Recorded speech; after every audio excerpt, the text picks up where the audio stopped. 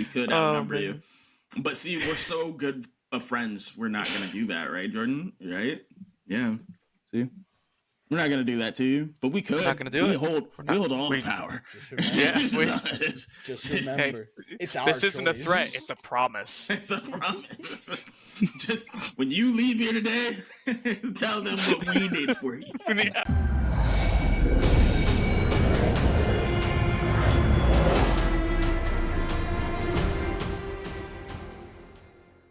Hey, what's going on, everybody? Welcome back to the Idiot Brewing Company. I'm TK. That's July. That's Chris. Say hi, July and Chris. Hi, July and Chris. Okay, all right. That was really fun. Wait, all of us are here. That's true. It's been a minute. It's been a minute and a half. Yeah, I'm not Wounded Satellite. July is back from... I was about to say the dead. You weren't dead. We are back in the car that has 3 steering wheels and no gas pedal, no brake pedal. So let's go. Well, this episode, Chris, there is no gas pedal. No gas pedal? Yeah. How are we supposed to go forward? Well, as TK might be able to illuminate for our audience, we'll find out how there's no gas pedal. Right. Yeah. As July is so eloquently teasing for you guys, today is the Stax episode. This episode is now legally required to be a full 80 minutes. We're going to a draw. And that is and because you can't click out. We're going to count on clicking out. Yeah, no. Yeah, this card actually says our opponents are not allowed to leave this video. And we're playing against you, buddy. This is a full bar right here. It's 4 of and us. I'm going to tell you what. It ain't going to be fun. No. No one's having fun. Not this episode. Definitely not next week in the gameplay episode. Next week we're gonna have to have a time limit. There's no way, dude. Oh my god. But yeah, we decided the meta has sped up a tremendous amount, and Stax ain't getting no love recently, and so we decided we're gonna give it a big kiss on the forehead, and we're gonna give it some love. So all 3 of us have decided that we are going to bring our own take on a Stax deck that we think could do really good if the meta would calm down just a second, just a little bit. And so we've got 3 different commanders here. If you're in your villain arc and you want to tell people to stop doing things, we got you covered. And I'm super excited. I have not played Stax in forever. I'm going to be honest. A very early iteration of my CDH period, I played Mono Blue Urza Stax, and man, that was the villain arc. I'm not going to lie. Winter Orbing, everybody, they can only tap on 2. And I'm like, oh, by the way, on your end step, I'm going to tap that. Untap all my stuff. Appreciate that. I'm breaking absolute parity on it. And looking up and seeing the faces of everyone as I'm just happy activating Urza, and I look up and they're just... It was me. He's talking about me. Man. Yeah, every day I inch closer to making my Orvar list a Stax list, where I just copy Winter Orb and I copy Winter Moon. And look, you could get rid of them all you want. There's gonna be more of them. I thank God that you haven't done that yet, July, because I fear for our friendship if that happens. Then the blast will be an immediate include, and I will have to pick up red.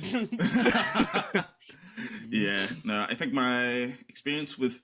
I used to play Winota for a little bit, like when it was back and the format and everything, it was like the best deck.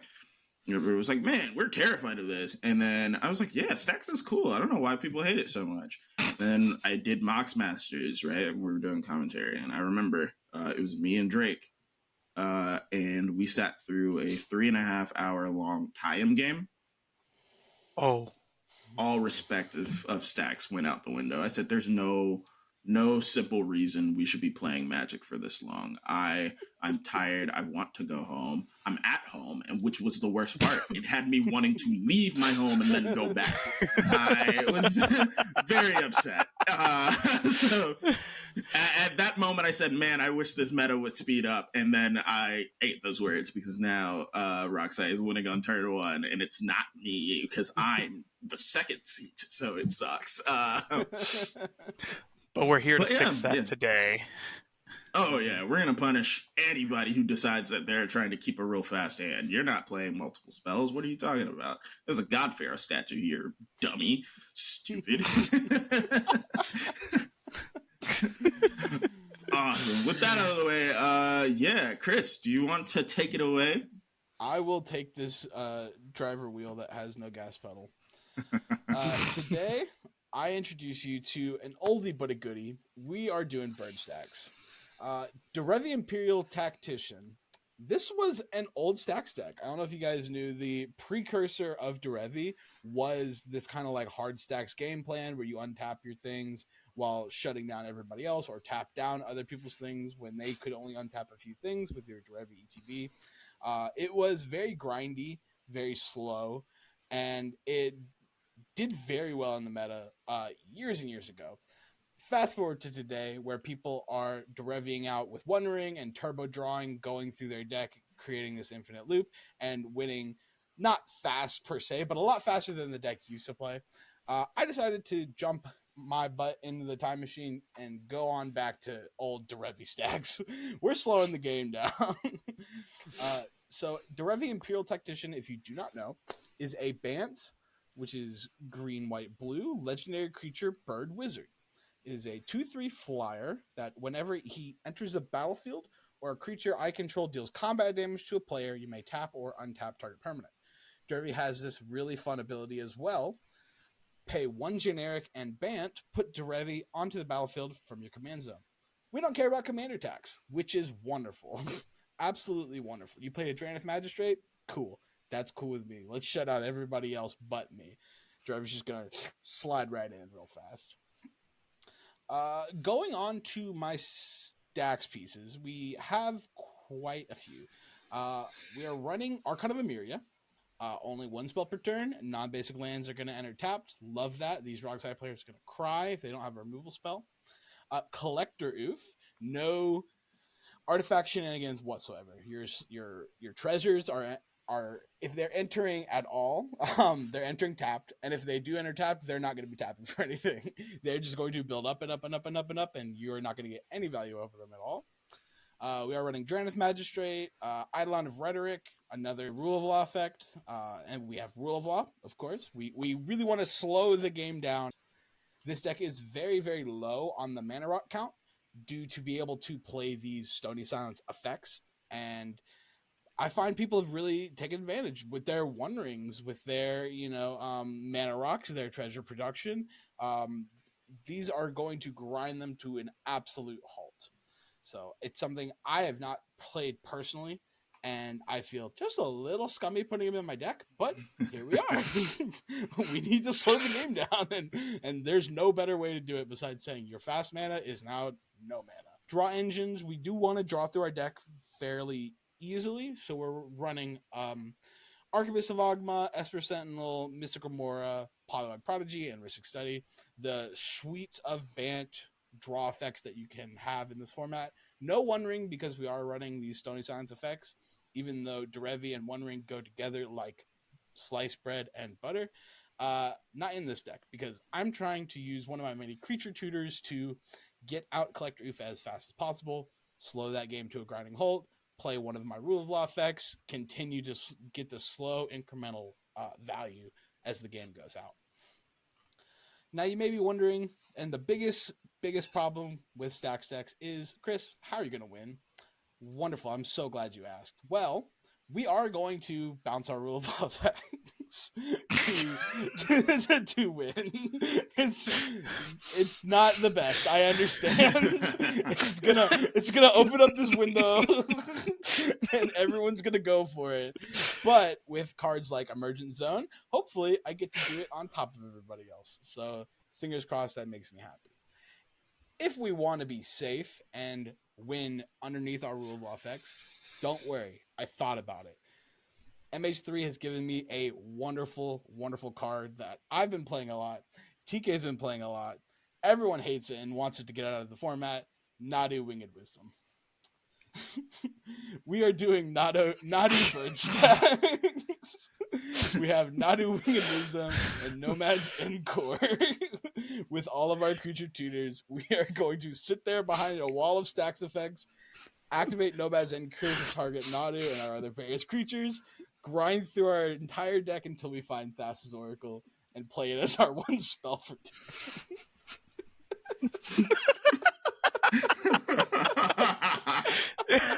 Chris, if you wanted to play Nadu Stax, you could have just built Nadu Stax. No, then I don't get the Stony Silence, and I don't get the Rule of Law effects, and I don't get the Grand Abolishers. What's so funny is I pulled this list up and I saw the Nomads and I was like, oh, no way, Chris is bringing back the Cephalid loot? Okay, let's go.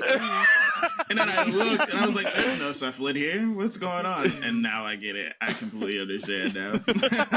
Now that you say it, though, probably should have put Cephalid in here for a lot cleaner of a window. But no, I'm going to just slow the game to a grinding halt and do incremental value on everybody's turn until I eventually get my Thassa's Oracle. Yeah, that's hilarious. We also have if one of our various Rule of Law effects do get bounced. Obviously, I'm joking. My first win is not bounce my own Rule of Law effects to win. It is going to be going for the Nomads to try to grind out value, like I said. Drawing into a suite of counter magic interaction to stop people from trying to remove my Rule of Law effects until I do get Thassa's Oracle onto the battlefield, winning the game that way. If I cannot land and stick a Rule of Law effect, I do have Snap Guy's Cradle Eternal Witness Loop, which will make infinite mana, which is wonderful. Also with Derevi, Gaia's Cradle, and Emil the Blessed is another way to within my confines of within my confines of being in a Rule of Law, I can actually win infinitely with Emil, Derevi, and Gaia's Cradle, making infinite mana to then flicker Nadu, flicker Derevi targeting Nadu, flicker Derevi targeting Nadu, and then instantly win the game out that way as well. Another way we do have to win, I don't know how often it's going to happen, is making the infinite mana and then Finale of Devastation. I don't have a way to make infinite creatures. So hopefully I can kind of sneak this in when blockers are irrelevant, or if I can draw through my whole deck, I do have Cyclonic Rift to bounce everybody's permanents, swing for lethal if need be. Say someone Praetor Scraps out my Thassa's Oracle. I do have another way to win the game. Other than that, we do have a standard package of what you'd find in a Bant deck. You know, we've got your Grand Abolishers. We get to play Cutzel, which is really nice. Ranger Captain of Eos. Mockingbird being grabbed off of Ranger Captain, which is very, very fun. Aven Interrupter was kind of a cool one that I've not gotten to play with. But with Drannith Magistrate, this is a straight-up counterspell on a creature, which is really fun. I am running a Lightning Greaves. This is more to protect the Nadu rather than to do the Nadu thing. But if I need it to do the Nadu thing, I have it. Hopefully, though, I have a Collector Oof or a Stony Silence in place. So, in all actuality, it might get cut. But for now, it's one of the slots I kind of wanted to have in case one of these Stony Silence effects do get bounced or I'm not able to fully land them.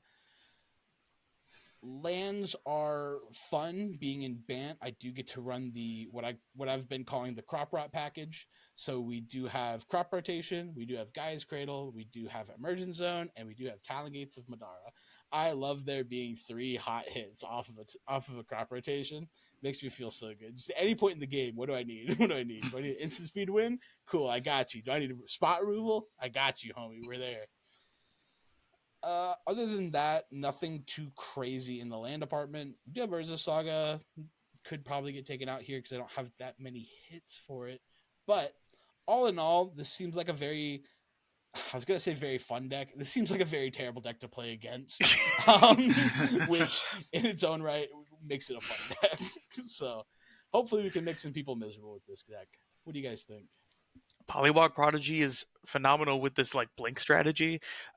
We've got the Aven Interrupter. I have been wanting to find a list to put that deck in, because realistically, you're absolutely right that with the Dranith, it's basically a counterspell. Another thing that it is too is it's its own Dranith for like Dockside or not Dockside, Rogsai game plans, like the Underworld Breach game plan, all that kind of stuff. So it's just a solid card that, unfortunately, because it's that 3 mana, it doesn't see play in a lot of control lists. But something like this, where the game plan is to slow the whole game down, take some time, really put the brakes on this, I think that's a really solid card for the meta right now. And then he snuck Nadu in. He snuck Nadu in. Without the wondering, right? I was racking my brain. I'm like, how do I get through my deck? Because like I have my draw effects, that's fine. But Derevi's been really banking on this wondering, and I was like, wait a second. Wait a second. I know how to draw through a deck. I don't even draw through the deck. Bubmasters can stay at home. I'm gonna put these cards into my hand. That's way better than drawing. Man. But yeah, I adore this list. The bird Stax, like I said, I remember when it was here before. I'm glad to see it's seeing new life in what you've done with it. Also, Mockingbird. I'm just high on Mockingbird. You can't go wrong with that, personally. Wonderful card. Yeah, no, I like it a lot. I think July took a lot of the words out of my mouth. I think the Thassa's Oracle win is very silly, but I like it. I like it a lot. Just the idea that I have to sit here and wait for you to get to that card. At a certain point, I'm just gonna be like, dude, I go tutor for it. Here, take this D-tutor, just cast it, please. No, I love it though. Collector, it's got a lot of like really neat stacks effects that I haven't seen like lately, but I just know if they were ever to hit the board in front of me now, especially with the decks that I play now, decks that we play now, like you see a collector who've hit the Nadu table, like, okay, I'm a little sad. Like, oh no, this Shuko does nothing now. It's a little one drop that does nothing. Like, there's so many cards here, like that as well. Lavinia is a powerhouse as well. It just kind of sits there and people just can't do anything about. Aven Interrupter is also really cool, just as like a 3 mana delay. Just like, because you can't cast the plotted card that turn, regardless of if you have the mana or not. So just like put it away. Mm-mm. I don't even want Try that. again later. Yeah, not right now. And the way this turn, you might not ever get a chance. No, just away, go. It's really fun. I like it. I think this is a deck that I can definitely see you piloting really well. It definitely has Chris Frickle all over it. And I love that. It's really cool. Oh, my whole legal right there. Okay. My bad. It's okay. Also, said it. It's it. Fry called, but I appreciate it. My bad. It's okay, Kari. It's fine. They already know that though. It's on my Twitter handle. Yeah, that's wonderful. That's wonderful. Yeah. It's okay. We're cutting this whole bit out, so it's not even. This has Chris written all over it. So I'm a big fan of this. Yeah. Thank you. I can't wait to sadly play against it. That's the plan. The plan is for you to be sad. I remember, and part of the reason that it stirred this Stax conversation, I played against Elevere Stax the other day on Nadu. Oh, that man dropped a suppression field. Oh, my Shuko costed 2 to equip into anything, and I was the most depressed I have ever been in my life. And I want other people to feel that pain. That's crazy. And they will. Man, suppression field. Suppression. This man. Oh no! There was someone who tapped his fetch land through my Yavimaya before it would drop. And when it dropped, he looked down and goes, "Oh man." Oh man, I'm stuck on green for a while. God. Yeah, thank you guys very much. I'm excited to possibly play it. I think it would be very fun for me and not for you. So fair enough. Oh man. Well, are you guys all right with me going next? Yeah, hit it. For it. Play that music. Alrighty, folks. So I had to go back deep into my roots. Go ahead and start with the name. This is CEDH as Mole God intended. So this is Ruric Thar the Unbowed, a Gruul commander that is near and dear to my heart. This was my second ever commander deck ever, just in general. But Ruric Thar is a 6-drop, 6/6 legendary ogre warrior with vigilance and reach. He attacks each combat if able, and whenever a player casts a non-creature spell, Ruric Thar punches him right in the mouth for 6 damage. This is a Gruul Punisher Stax deck. So, we have Kiki-Jiki lines. Kiki-Jiki works with Coercive Recruiter and Great Oak Guardian in this case, both of which have untap effects and can give our creatures haste, or at least the copies of the Coercive Recruiter, in this case, haste. The other line here is we have food chain lines.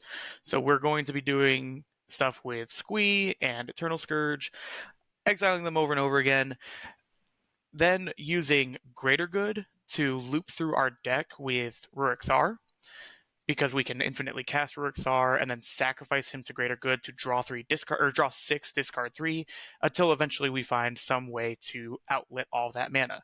2 of the options being either Walking Ballista, we're just gonna shoot everyone to death, or Crater of Behemoth.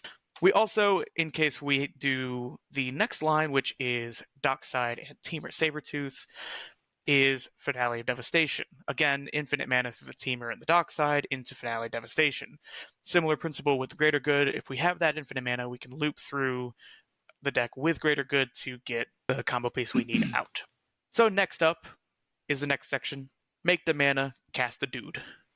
These are all the ways in the deck that we're going to generate mana. This is a very creature-intensive deck, and so pretty much every dork under the sun is here. Even some lesser-known ones, such as Circle of Dreams Druid. It's a Gaia's Cradle on a stick. It's 3 mana, but it's Gaia's Cradle. Goblin Anarchomancer is a card from Modern Horizons 2 that I was always trying to find a home for. Very straightforward. Green and red spells cost 1 less to cast. There are a few mana rocks in here, mainly because we do want to get Ruric Thar out early, so we are playing Jeweled Lotus, Mana Crypt, Soul Ring.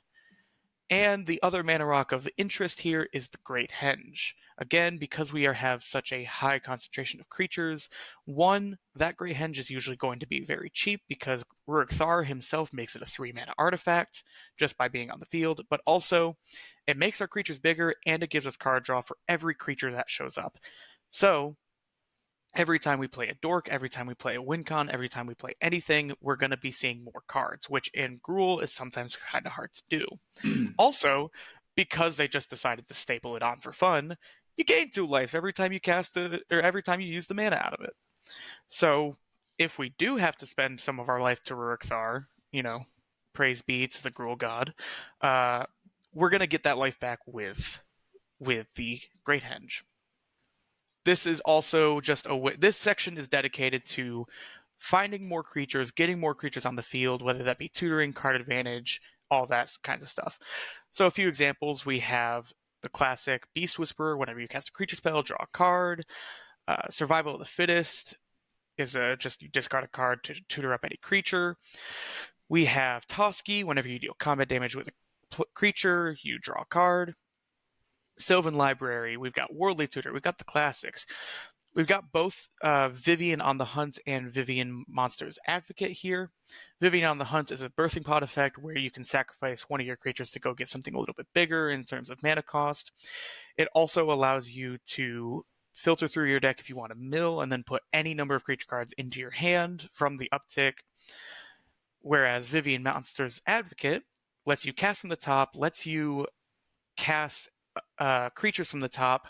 It also has a downtick where the next time you cast a creature spell, you search your library for any creature with CMC less than the creature you cast and put it on the battlefield alongside it. Now, I don't plan on locking you guys out of the game. In fact, I don't care. What I am going to do is punish you for playing the game. Some examples include Harsh Mentor. Whenever an opponent activates an ability of an artifact, creature, or land on the battlefield, if it isn't a mana ability, Harsh Mentor deals 2 damage to that player. I'm going to shoot you in the dome if you try to go infinite with Kinnan. I'm telling you right now. Haywire Might exiles a non-creature artifact or enchantment. We've got Magus of the Moon. We have Sardian Avenger. When it attacks, it gets plus X plus O until end of turn, where X is the number of artifacts your opponents control. But more importantly, whenever an artifact an opponent controls is put into graveyard from the battlefield, Sardian Avenger deals 1 damage to that player. We also have a cute card that I have been sleeping on and waiting for since Ixalan, Lost Caverns of Ixalan, which is Scytheclaw Raptor. 2 and a red dinosaur.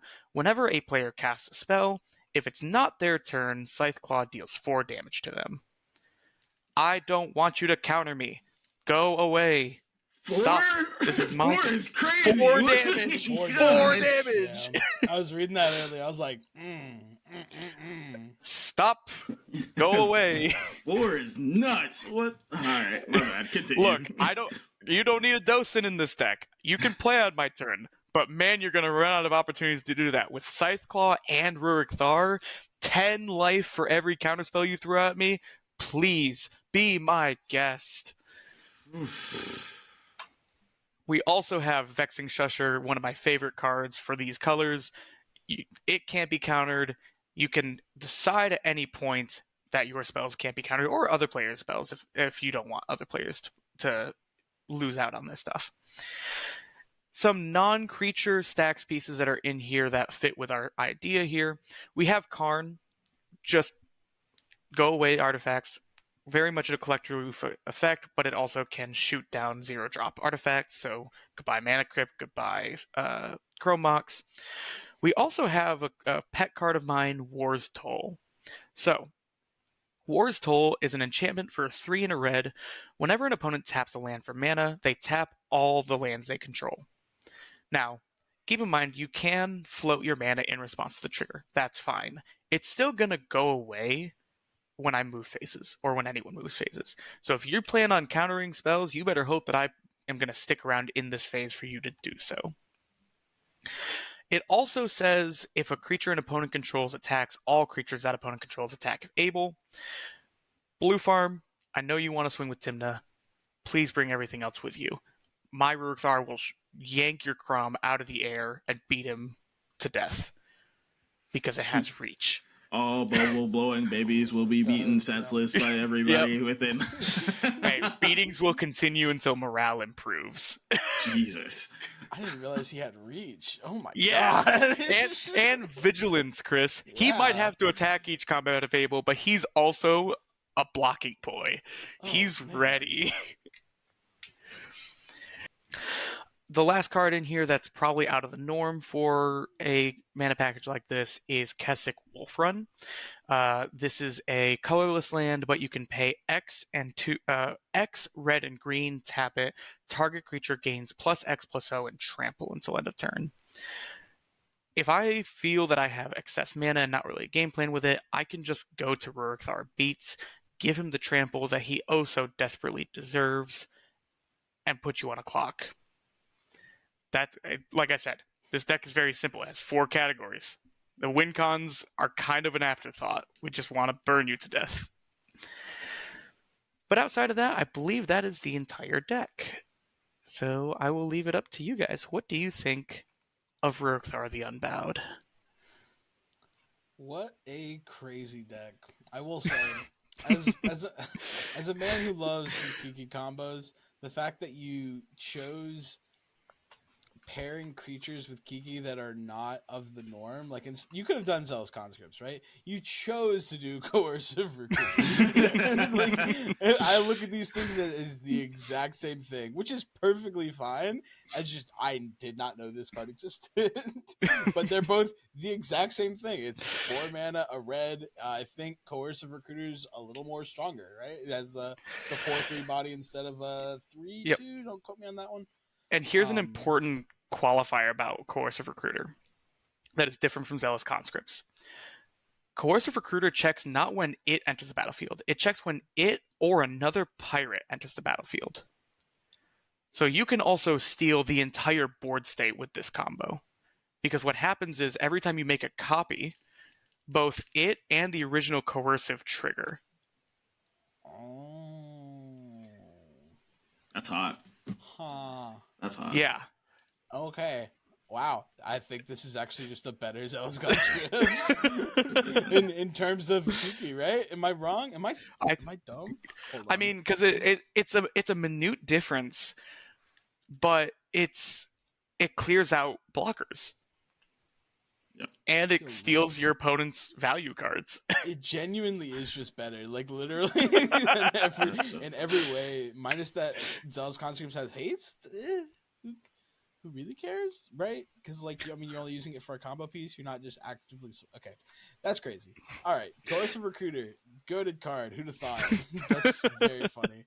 The one I really liked was Great Oak Guardian. I understand you're making infinite. It doesn't necessarily matter, but the fact that it pumps all of your creatures is really, really nice. That is really cool. Creatures target player controls get +2/+2 until turn, untap them. That's okay. That is really cool to me. So I can see a world in which tap a bunch of your dorks, cast Great Oak Guardian early, untap them. They now have +2/+2. Swing at the Adnaz player. Sorry, Rogsai. Rogsai dies. just catches a stray from you playing a combo piece like early. It's like, oh, ow! Just hit him in the mouth real fast. What happened? Vivian Monster's Advocate is a very silly card. I like that. I don't know if you guys thought of this. But my thought was Vivian -2, cast Teamer Sabertooth, go get Dockside. Oh my god, you're so right. Just exactly what I thought about. Oh, see, I was in that Gruul, aggressive, just straightforward mindset. But yeah, that is just a combo card. Yeah, I thought about that, or like Kiki, something that's less than Kiki that does the thing, and go Kiki, go grab that. I just didn't know what it was. Well, it would be Spellringer or Felidar, but like they're not in these. They're not in these colors. Well, you do, instead of casting Kiki, you cast Great Oak Guardian, then you go get Kiki because Great Oak is 6. Right. True. That'll do it. Yeah. So yeah, that's really cool in my opinion. Yeah, I like that a lot. That was immediately my thought. You stole that right out of my mind. I was like, yeah, dude, that's pretty sick. Great Henge, wonderful include. Green struggles to draw cards sometimes, and the Great Henge is not a card many decks in CDH get to take advantage of. So the fact that you were able to get this in is very cool. Other than that, I mean, everything seems pretty solid. Like I would be happy to play this deck. It has a lot of the things that scratch that part of my brain. Like I said, it's just one track minded. It's just violence. Yeah, I agree with just about everything. Like I said, that Scytheclaw Raptor is insane. 4 just seems egregious. Like for those kind of effects, you know what I mean? It's usually like 1 or 2, and they're like 4. That's a lot. All right, my Adnaz is done after 2 spells. Like, all right, that sucks. I'm really glad that you were able to get Eladamri in here. I know we were trying to find a spot for Eladamri in another deck list, and so this seems like the perfect place for it, just because you're so heavy on creatures. You're bound to hit something, either on the top or in your hand, which is really great, and it's gonna give you value. So I love that a lot. Plus, you'll have 2 creatures for sure on the battlefield to tap with it to go ahead and activate them. That's pretty sick. It's really great, and still have your mana to cast more creatures, because you only have to pay the 1 green and tap the creatures to get the creature. Like, that's really sick. I love that a lot. Yeah, thank you. Yeah, amazing job as always, July. Yeah, so a little history lesson for these youngsters out here, right? Because we're getting a whole bunch of history lessons. These are classic commanders. Mine is not so much, but some people who are maybe newer to CDH who weren't playing during Brothers Roar, the meta has been kind of, I don't want to say stale, because it's not stale, but it's been kind of, there have been the same commanders over and over again. Like Blue Farm has been around, like Kinnan was around, now it's Nadud who's kind of taking that place, but like it was around. Like there's been decks that have just kind of been here for years in terms of the CDH meta. However, there were 2 weeks, count them, in Brothers War meta where the best deck in the world might have just been Slicer. And it's quite literally, you can count me on that for whoever was playing during that time. Quite literally because nobody knew what this card was going to do until it was way too late and everybody was dead. And then once everybody figured out how to play against Slicer, the deck disappeared like the Avatar.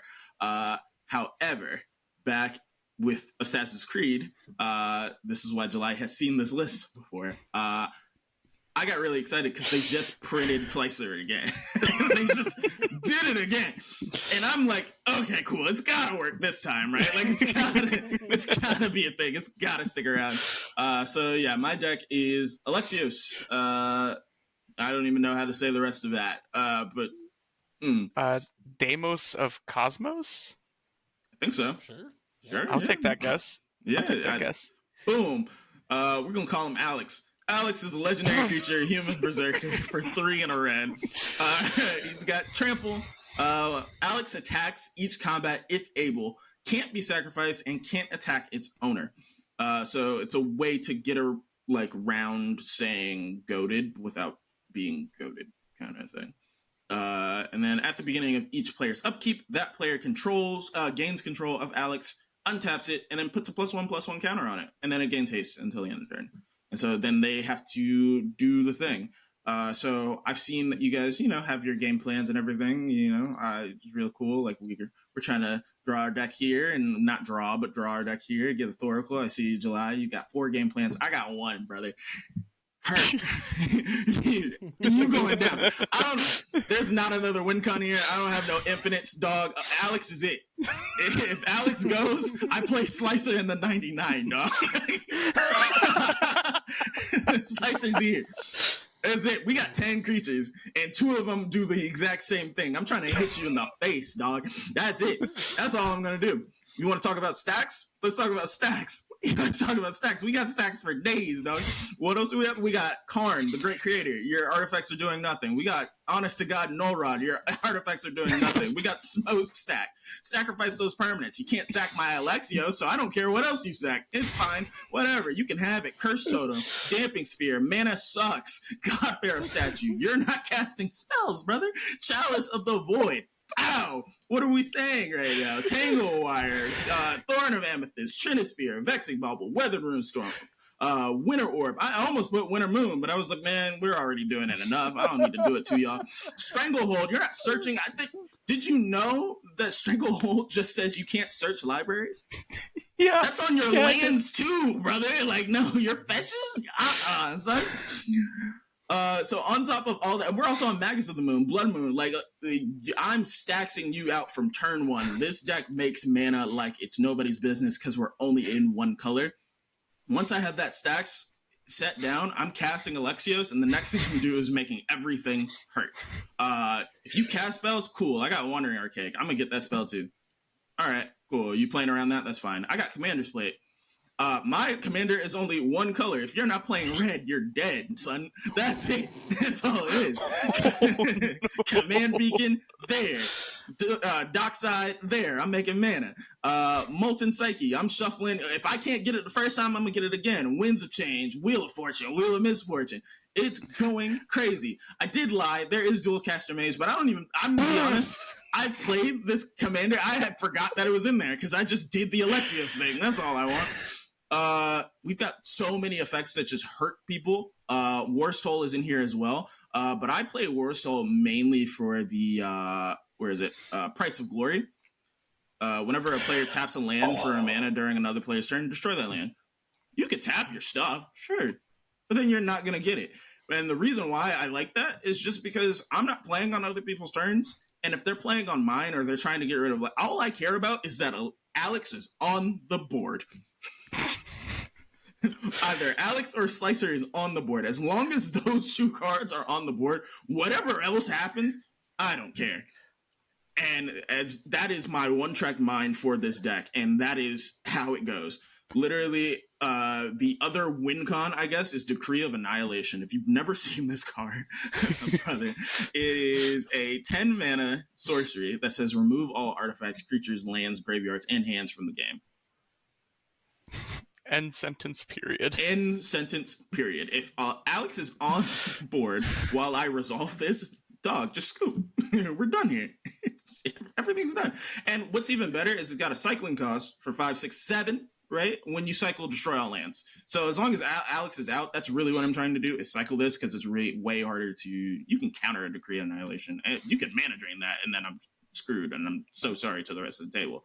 But cycling it, cool, I'm just going to destroy all of these lands that were probably already tapped because I have a War Stole, or probably you couldn't even fetch anyways because of Stranglehold, or probably were popping themselves because of Price of Glory, whatever the case may be.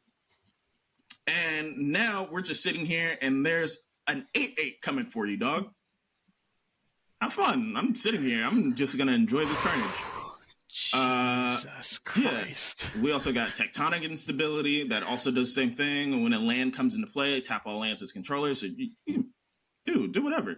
Mana Barbs, whenever you tap a land, you're going to take a damage. I got all the damage enablers. Sulfim, got Citadel of Pain, Furnace Wraith, Repercussion. If you're blocking Alexios, not only does Alexios have trample, but also it's going to hurt.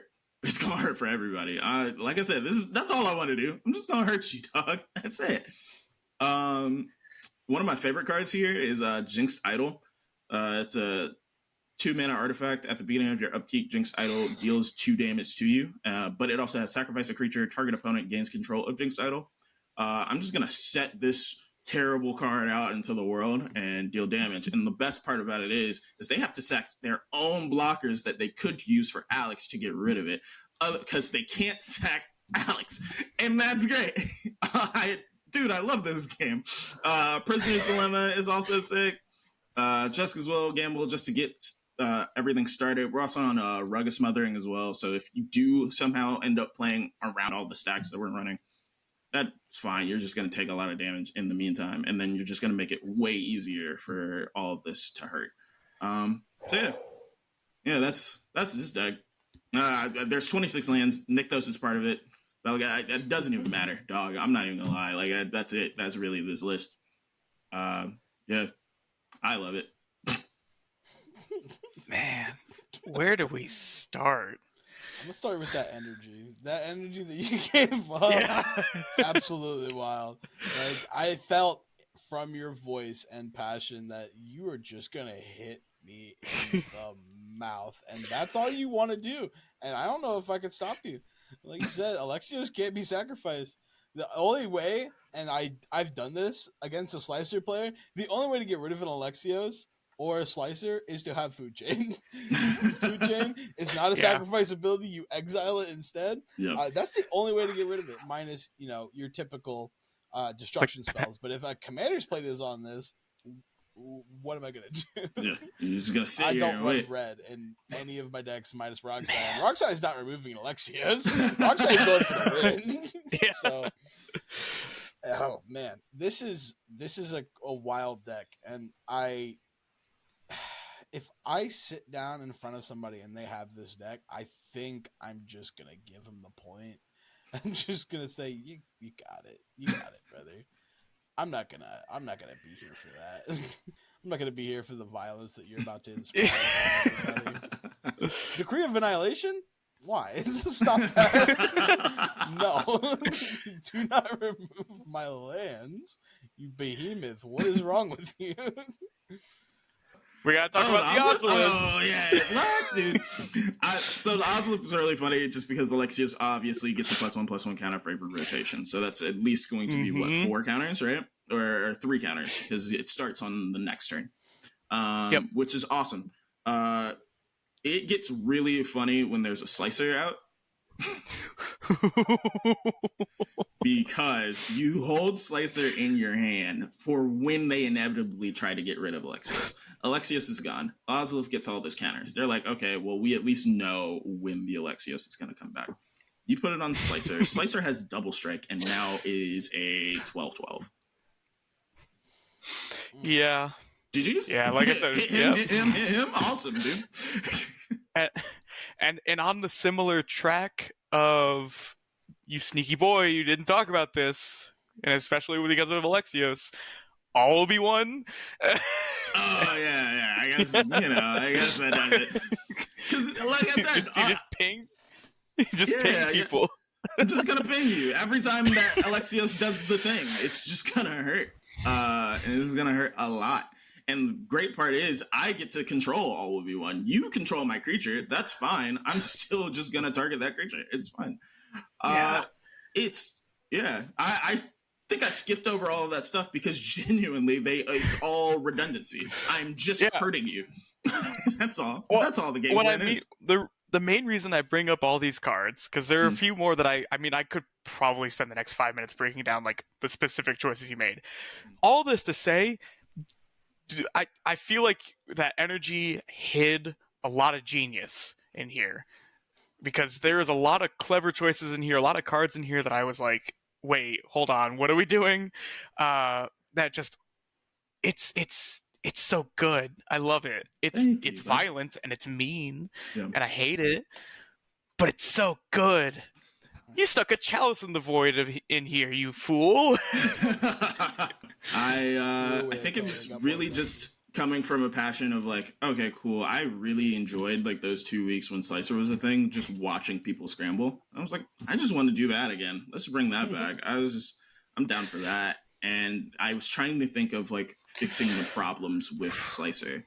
And the problem with Slicer, and everybody can agree on this if you played against it, is it requires everybody to be in on the joke. If everybody is in on the fact that, dealing damage to this player is probably good, I will participate and just try and win in that time, then you have already lost the game, because that's exactly what Slicer wants you to do. The moment that you realize, hey, we have to work together to get rid of this thing, and you guys put all of your resources together and stop playing that game, cool. Then Slicer folds, and that's why it was gone. My idea was, how can we do that game plan and force our opponents to play the game? The idea that I had when building this deck was, we are sitting down for a game of Monopoly, and all of my opponents want to leave, and I have strapped them to the chair. I have forced you to play Monopoly, brother. You're the thimble. You're the thimble. You're the thimble. That's this really what this deck should be called. Does that make you the boot? Oh yeah, because I'm kicking. I almost said it. I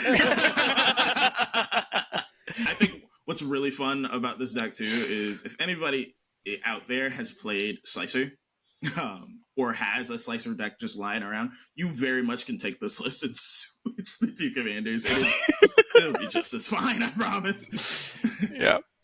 Good news is we are all playing these lists next week at the Gauntlet, because it's Stax week for us. So we're gonna have a grand time. This is gonna be the plan? Wait, was that the plan? I thought we were gonna pick one. Are we picking one? Do you guys want to pick one?